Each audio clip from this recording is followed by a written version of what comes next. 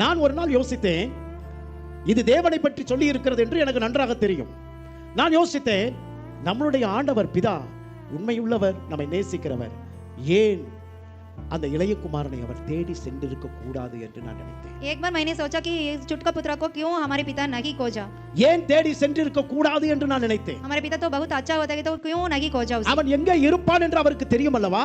वहाँ कहाँ है वो सब कुछ जानते भी वो नहीं जाते. ஆனால் மாறாக அவர் செய்தது என்ன தெரியுமா? தன்னுடைய குமாரன் மனம் திரும்பி வருவதற்காக அவர் வழிமேல் விழி வைத்து காத்திருக்கிறார். पर हमारे पिता क्या करते हैं, वो चुटका पुत्र तो मन बदल कर वापस आने के लिए प्रतीक्षा करते हैं. இன்றைக்கும் அநேகர் என்ன செய்கிறார்கள் என்று சொன்னால், முதலாவது தேவன் அநேக கிருபைகளை நமக்கு கொடுக்கிறார், தாளந்துகளை கொடுக்கிறார். இதையெல்லாம் சேர்த்து எடுத்துக்கொண்டு என்ன செய்கிறார்கள்? யாரோ ஒருவர்களோடு போய் தான் தேவன் கொடுத்த கிருபைகளை எல்லாம் இழந்து போய் கேடுகட்ட நிலைக்கு போன பிற்பாடு வாழ வழியில்லாத நிலையில் சிக்கி தவிக்கிற நிலைமை உண்டாகிறது.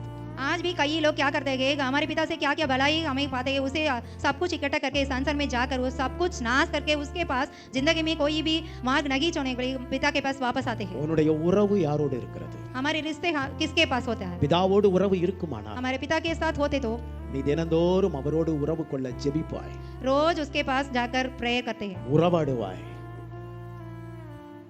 அல்லேலூயா. என்ன செய்வீங்க?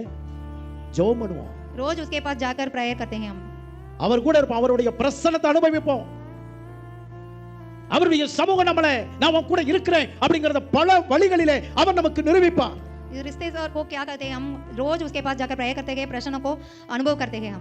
நம்மளுடைய வாழ்க்கையில எல்லாம் நான் என்ன சொல்றேன்னா, உங்களுக்கு நீங்க ஜெபிக்கும் போது தேவ பிரசன்னத்தை அனுபவிக்கிறீர்கள், ஆராதிக்கும் போது தேவ பிரசன்னத்தை அனுபவிக்கிறீர்கள், ஆனால் தேவன் உங்களோடு இருக்கிறதை அனுபவிக்கிறீர்கள். ஒரு சிலருக்கு அப்படிப்பட்ட கிருபை இருக்குமானா நான் உங்களுக்கு இன்னும் கொஞ்சம் கூடுதலா சொல்றேன்.